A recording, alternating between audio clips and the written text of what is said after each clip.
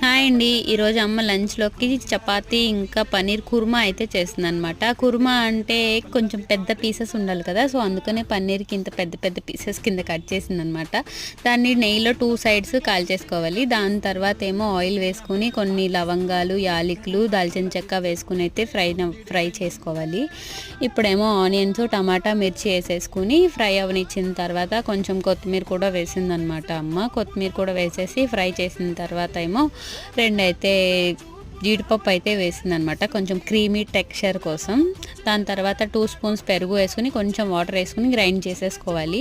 అదే ప్యాన్లో కొంచెం నెయ్యి వేసుకుని ఈ పేస్ట్ అయితే వేసేసుకుని మనం కొంచెం కారం ఇంకా పన్నీర్ మసాలా ఉండే మా ఇంట్లో, సో పన్నీర్ మసాలా అయితే వేసిందనమాట. వేసేసుకుని ఆయిల్ పైకి వచ్చినంత వరకు అయితే మనం బాయిల్ చేసుకోవాలి. దాని తర్వాత ఈ పన్నీర్ పీసెస్ వేసేసుకోవాలన్నమాట. లాస్ట్లో కసూరి మీద వేసుకుంటే టేస్ట్ అయితే చాలా బాగుంది. నాకైతే చాలా బాగా నచ్చిందనమాట. మీకు ఎలా